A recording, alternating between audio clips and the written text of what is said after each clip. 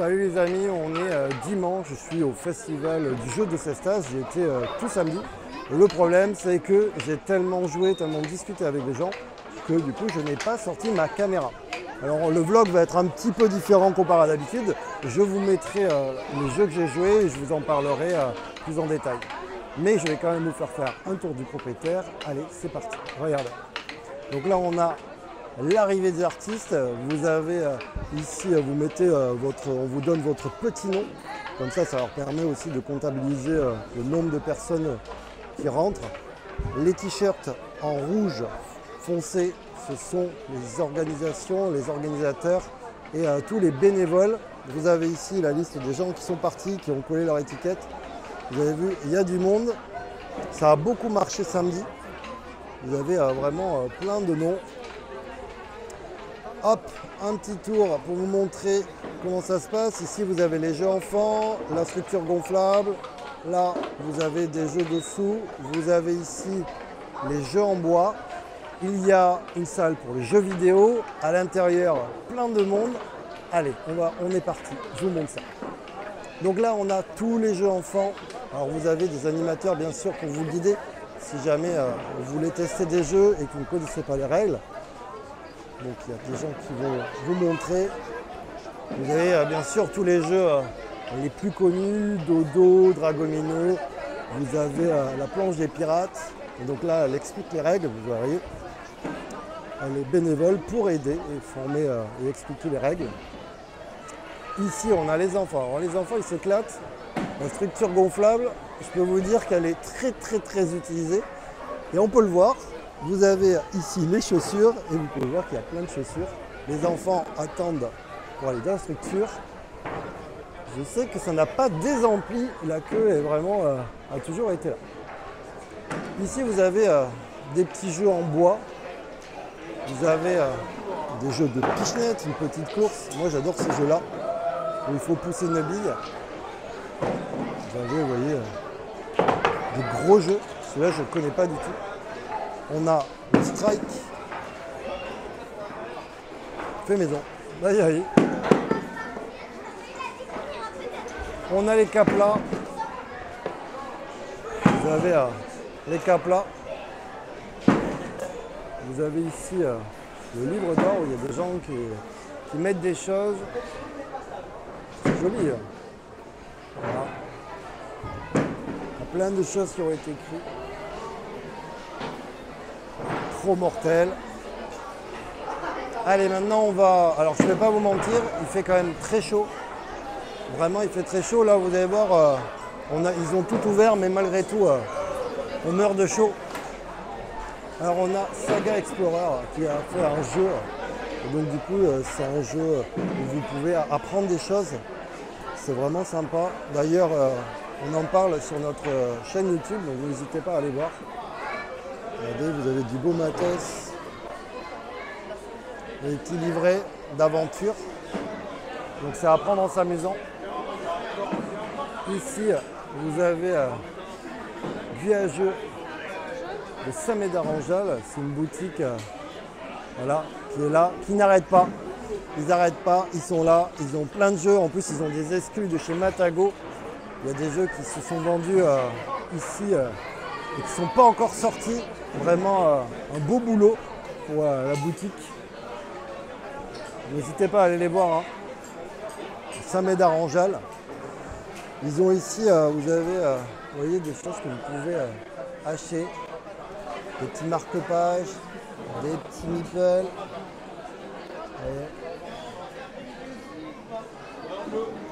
Ici, vous avez des baguettes. Vous voyez. À la main. Et là, je vous le cache pas, c'est la queue pour manger et boire. Enfin là, à cette heure-ci, c'est plutôt manger des crêpes et boire. Vous avez, hop, le club de bridge. Donc là, si vous voulez apprendre le bridge, c'est ici. Ici, il y a des jeux qui ont été prêtés par Guiageux, au fond, les tables du fond. Et donc du coup, on peut découvrir des jeux. D'ailleurs, j'ai pu tester des jeux et c'était vraiment sympa. Là, on a Kite. Ici, on a Knarr que j'ai testé et que j'ai beaucoup aimé. Ici, vous pouvez tester Heredity, alors soit une version courte, soit une version plus longue. Nous, on a testé la version plus longue. C'est un jeu narratif très sympa, je vous montre à quoi ressemble la boîte. Donc c'est un jeu coop, mais ils ont fait en sorte qu'on puisse lire chacun notre tour pour que tout le monde soit dans l'aventure et qu'il n'y en ait pas un qui prenne le dessus. Ici, on a Nostromo avec plein de jeux à tester, Aetheria, Rivality. Donc Nostromo Edition, ils sont là. J'ai pu tester un jeu en exclusivité qui n'est pas encore sorti. Alors le premier jeu que j'ai pu tester c'est Clash 451, le destin d'Attila, édité chez Nostromo qui devrait sortir en février 2024. C'est un jeu de Romain Mathieu et alors on a eu la chance parce qu'il était là pour nous guider au niveau des explications. Illustré par Julie Gruet. On a trouvé ça très sympa, c'est un jeu exclusivement de joueurs à partir de 14 ans pour des parties d'environ 20 minutes. L'idée c'est que c'est un jeu de contrôle de territoire, il va falloir essayer de contrôler un maximum de territoire. Ce sont les cartes qui sont sur la ligne du milieu. Vous avez aussi des étoiles sur certains territoires qui vous rapportent plus de points, donc forcément on a envie de prendre cela en priorité. Vous allez positionner aussi des bâtiments. Alors les bâtiments ne vous appartiennent pas, en fait vous allez poser un bâtiment, par défaut il vous appartient, mais si jamais votre adversaire vient contrôler le territoire, eh bien, il récupère votre bâtiment, et donc du coup le bonus qui vous avantageait peut vous désavantager, donc il va falloir faire attention. Le principe est plutôt simple, on va piocher 3 cartes, on va jouer 2 cartes. Après avoir joué 2 cartes, on va faire un pouvoir de déplacement. On va pouvoir déplacer nos unités d'une case s'ils sont sur la terre ou alors de plusieurs cases s'ils sont sur l'eau, puisque ce sont des ports, elles sont reliées. Vous imaginez que les cases ports sont reliées. Et ainsi de suite. Bref, j'ai trouvé ça très sympa et c'était pas facile. J'ai perdu ma partie, mais c'était très serré, donc c'est généralement bon signe. Voilà pour ce premier jeu. Ici, vous avez War Arms. Je vous montre la boîte, ils sont en train de jouer. C'est un jeu de cartes. Hop. J'ai pas pu le tester encore. Ici, on a Matago. Je vais vous montrer un petit peu comment ça se passe. Il y a plein de jeux à tester. Et Matago, ils ont fait très fort. Ils ont sorti que des jeux qui ne sont pas encore sortis. C'est-à-dire que ce sont que des avant-premières qui arriveront d'ici octobre. J'ai pu tester Almost Innocent, c'est vraiment sympa. J'ai beaucoup aimé, c'est un jeu où il va falloir essayer, donc c'est au-dessus du Cluedo, il va falloir essayer de trouver la victime, le crime, le lieu. Vous avez aussi la preuve. Et en fait, ce qui est rigolo, c'est qu'on connaît celui de notre voisin. Et donc du coup, c'est nous qui allons répondre aux questions. Mais attention, on va utiliser le plateau central et à chaque fois, la question qu'on va poser va servir à tout le monde. Il faudra choisir la bonne question parce que comme on est sur un jeu coopératif, il faut que tout le monde réussisse à trouver l'ensemble des réponses à la fin du jeu. Donc voilà, il ne faut pas penser qu'à soi. Ici, on a Orion. Donc là, c'est un jeu 2 joueurs avec des règles simples, abstraites, vraiment sympa. Ça se joue vite, tu as généralement envie de refaire une partie.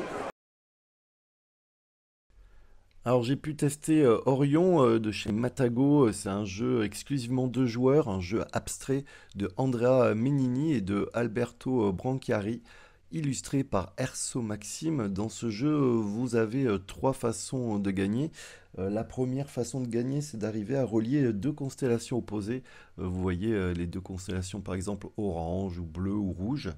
Ensuite, l'autre façon de gagner, ça va être de relier 4 galaxies. Ce sont les petites galaxies blanches que vous voyez sur le plateau, mais il faut attention qu'elles soient reliées par votre couleur. Et la troisième façon de gagner, en fait, c'est plutôt de faire perdre votre adversaire. Et pour cela, vous allez essayer de faire relier votre adversaire à des trous noirs. Les trous noirs, ce sont les petits ronds noirs que vous voyez.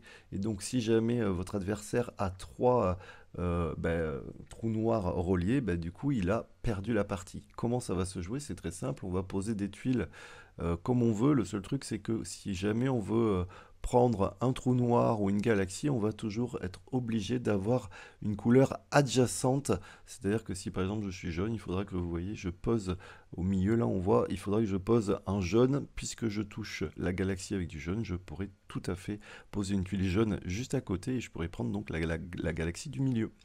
Voilà, donc c'est un jeu abstrait mais vraiment sympa. Généralement, on a vraiment envie de refaire une partie et il faut se méfier parce que ça va très vite. Et comme nos tuiles comportent aussi des tuiles de l'adversaire, eh bien, on peut l'avantager aussi. Donc il faut faire vraiment des choix. Voilà, on passe au jeu suivant. Là, on a Bénévolant.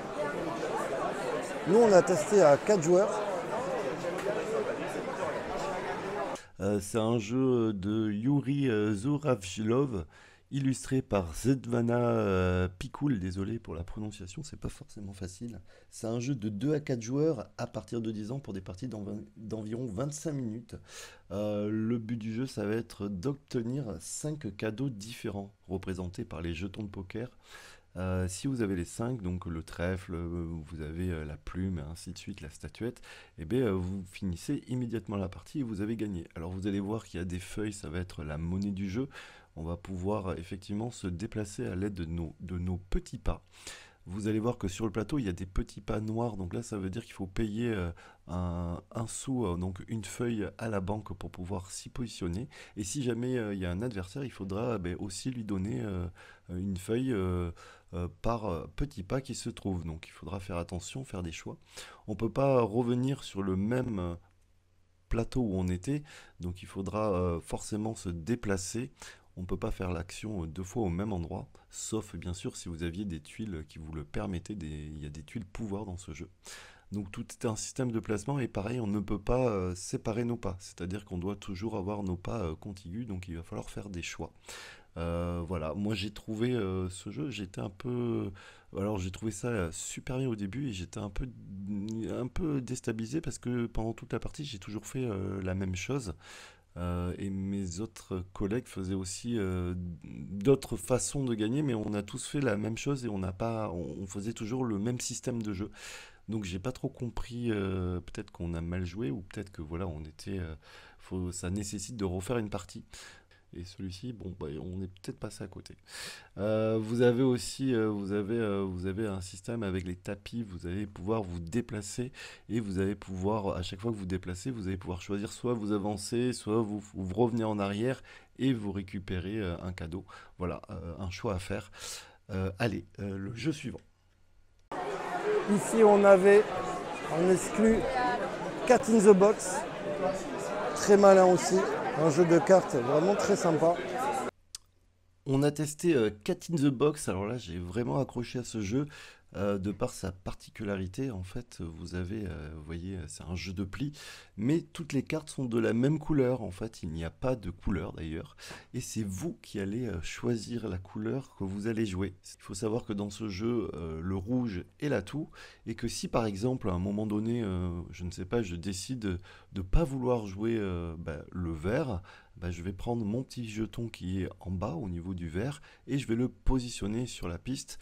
Par exemple, si je décide que ça soit un 6 rouge, je vais le positionner sur 6 rouge. Mais ça veut dire quoi? Ça veut dire qu'à partir de ce moment-là, je ne pourrai plus jamais jouer de vert puisque j'ai décidé que je n'avais plus de vert. Et donc, tout le système est comme ça. Et là, on voit que sur la photo, j'ai décidé de jouer un 8 bleu. On est sur un jeu de pli, celui qui a forcément le pli, la carte la plus forte remporte le pli. Vous avez au milieu, vous voyez, il y a des numéros 1, 2, 3. Ça, c'est le pari. Vous pensez combien vous allez faire de plis pendant la partie. Et si vous y arrivez, vous allez marquer encore plus de points. Il y a un système pour scorer encore plus, c'est essayer de positionner vos petits jetons en les mettant orthogonalement adjacents pour pouvoir marquer des points, et vous allez marquer des points pour chaque pli que vous avez fait, et si jamais vous avez réussi votre pari, vous allez aussi marquer donc tous ces points orthogonalement. Voilà, donc c'est très malin, c'est un jeu de Muneyuki Yokuchi, illustré par Osamu Inoue, et on va pouvoir y jouer de 2 à 5 joueurs à partir de 13 ans, pour des parties d'environ 30 minutes. J'ai vraiment accroché à ce jeu. Allez, au suivant. Et là, il y a celui-ci, mais je ne l'ai pas testé. C'est un petit jeu qui s'appelle Lynx. Mais celui-là, je ne peux pas vous en parler, je ne l'ai pas testé. Ici, vous avez Okaluda, c'est un grand stand avec l'IMEA Game Studio et ils sont ensemble. Et donc du coup, il y a plein de jeux à tester. Tu l'as testé, Landfest de Troll? Ouais, il est génial. Moi, j'ai adoré. Vraiment, c'est un jeu que j'ai vraiment aimé. Celui-là, je vous conseille, il est vraiment top. Le système, il est vraiment sympa. Ils ont Kami. Vous avez Antique, là, ça fait des parties de Antique. Ici, vous avez Bosanga. Un peu plus loin, vous avez Oka. C'est un jeu du Périgord. Et donc, c'est un jeu qui est fourni dans un bocal. C'est assez rigolo. Et du coup, il y a des extensions. Donc, on a trouvé ça vraiment très sympa. Je vous montre un petit peu. De 20-30 minutes à partir de 7 ans, de 2 à 4 joueurs. Donc là, c'est en train de jouer. Vous avez les gens qui testent le jeu. Et donc, c'est vraiment dans un bocal. Alors on a testé aussi Oka, alors j'avais découvert auparavant au Festival de Cannes, c'est de chez Périgordians. C'est un jeu de loi revisité, quand même bien revisité, c'est simple. Mais pas facile. L'idée c'est qu'on va avoir des oies, il va falloir se déplacer, vous voyez, sur le chemin qui a été créé.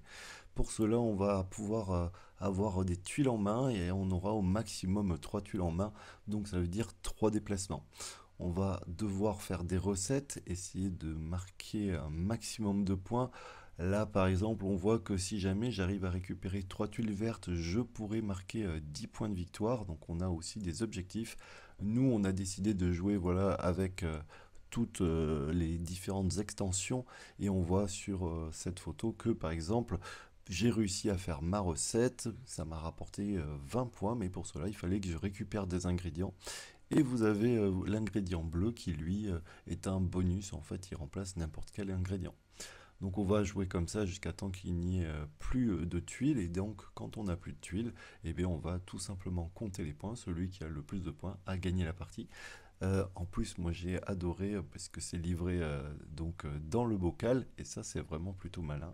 Donc voilà. Là il y a ce jeu mais je ne l'ai pas testé donc je ne peux pas vous en parler. Il s'appelle Castel. Je pense que c'est un proto. Vous avez ici Deleted. Donc c'est un jeu fait par un Bordelais. Donc là, vous voyez, ça joue. Allez-y, allez-y. Ici, la saga du lancier. Ça joue. Hop, je vous montre un petit peu. Donc là, je n'ai pas testé, mais ça, j'aimerais bien tester. Hop là. Donc c'est un jeu de dés. Il faut déplacer ses armées. On a, hop, de la peinture de figurines. Alors hier il y avait beaucoup de monde, là il y a moins de monde, mais ça dépend des moments.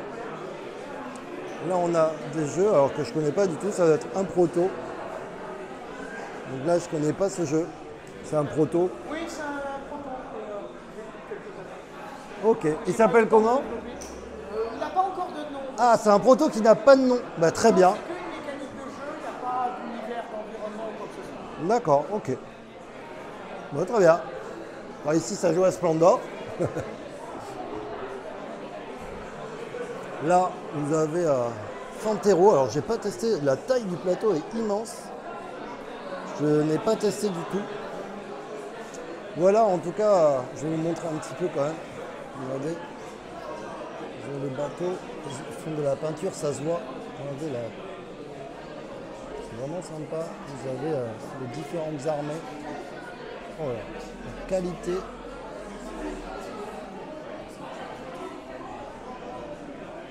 Allez, maintenant que vous avez tout vu, on va où il fait un peu plus frais parce que là j'avoue qu'il fait trop chaud. On va aller à l'extérieur. Je vous emmène. Vous voyez, il y a quelques personnes. Vous avez ici plein de jeux que vous pouvez tester.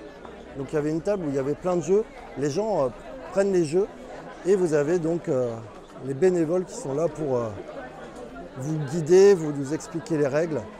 Donc il y a vraiment... Ah bah si, elle est là, la table a été déplacée. Vous voyez, vous avez plein de jeux dispo ici. Donc vous prenez un jeu, vous vous asseyez et puis vous demandez de l'aide. Je vois qu'il y a du micro-macro, du chakra, du Azul, du trio, du Acropolis, du Gravity Superstar. Voilà dans l'idée. Ils ont séparé, et ça c'est plutôt sympa. Ici ils ont mis... donc là on a encore des jeux familiaux. Ils ont mis des jeux familiaux. Et là vous avez les jeux experts. Alors là on va arriver dans les jeux plus experts. Il y a du Terraforming Mars. Bon là il y a l'âge de pierre, il y a du Hit. Kailus, Time of Empire, voilà, et donc vous avez les gens. Et là il fait hyper bon parce qu'il y a du vent. C'est vraiment sympa. Là, il y a du JDR, plusieurs tables de JDR. Du Codename sur le côté, Sagrada. Ah, du Hanabi, très malin. Et puis voilà, vous avez l'âge de pierre, et ainsi de suite. Allez, je vous montre. Donc là, voilà, hein, on a fait le petit tour. Là, encore du jeu de rôle, ce que je vous montrais tout à l'heure. C'est l'équipe. Ils sont là. Et bien là, ça joue. C'est sérieux, là, ça rigole pas. Là aussi. Donc là, je connais pas. Il y a des jeux de dés, je ne sais pas ce que c'est. On continue. Vous voyez, c'est quand même très grand. Là, il y a beaucoup de monde et les gens, ils cherchent l'ombre. On va passer ici, comme ça sera plus simple. Pareil, des tables de jeux. Du skijo. Ah ouais, il y a même, on peut même faire du billard. Ici. Ah ouais, mais il y en a plein. Ici, vous avez même du billard français, si vous voulez. Bon, je ne vais pas rentrer, mais là, il y a plein de billards français. Donc là, le billard français, il n'y a pas de trous sur les côtés. Et ouais, il n'y a pas de trous sur les côtés, c'est un peu bizarre. Les amis, ça joue au billard. Il y a un club, je ne savais pas, à Cestas. C'est très sympa, il y a plein de billards. Et là, on fait des parties avec Mathieu. Et là, il vient de se louper. Pile poil au bon moment. Allez, je continue un petit peu. Je me suis arrêté du coup pour parler. Donc là, vous voyez, il y a plein de jeux, l'aventure du rail. On est sur plutôt des jeux familiaux, Draftosaurus, Karuba. On a bien sûr les secouristes qui sont là pour aider. Vous avez aussi des escape games derrière. Alors je ne vais pas y aller, mais voilà. Vous aviez ici dans la salle, mais là, maintenant il est trop tard, il y avait des jeux vidéo. Vous pouviez jouer aux jeux vidéo. Voilà, donc les gens se sont mis... ah oui, ils jouent à la course vers Eldorado. Alors je vous montre ici vite fait, mais bon, là maintenant il n'y a plus grand monde. On pouvait manger, donc il y avait plein de tables pour manger. Et pour prendre, pour boire. Là, c'était les cuisines. Ça y est, c'est fini. On revient à l'entrée. Hein. Ah oui, alors celle-là, elle n'a pas des amplis. C'est pour jouer aux fléchettes, mais c'est un ballon gonflable. C'est trop bien. J'ai testé, je me suis beaucoup amusé. C'était vraiment cool. Et là, on arrive sur la fin avec les jeux en bois. Il y a des jeux en bois partout. On entend d'ailleurs qu'on est dans les jeux en bois. Ça fait énormément de bruit. Et voilà, vous avez plein de petits jeux en bois. Enfin, de grands jeux en bois. Voilà. Ça y est les amis, c'est la fin de la vidéo. J'espère que ça vous a plu. Désolé si c'était un peu décousu comparé à d'habitude. Mais comme j'étais à domicile, j'ai beaucoup discuté et puis j'ai beaucoup joué. Alors en plus, il faut savoir qu'il faisait très chaud. Donc on était un peu épuisé. Ça a été un peu la folie, la température, voilà. Mais il y a eu quand même 2800 visiteurs et ça c'est pas mal sur un week-end. Il y avait 80 bénévoles et merci à eux parce que sans ces bénévoles, vous savez que ce genre de festival ne peut pas exister. Merci aussi à l'association des billards, on a joué chez eux là, c'était vraiment cool, ils ont pris le temps de nous expliquer. Je crois que voilà, je crois qu'à l'année, si vous voulez vous inscrire, c'est dans les 280 €, ça vaut le coup d'aller voir. Voilà, on a pu tester plein de choses.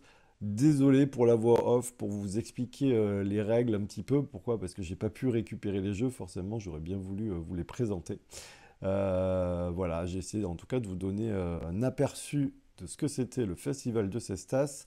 J'espère vous retrouver au Festival de Cestas 2024, bien sûr, j'y serai.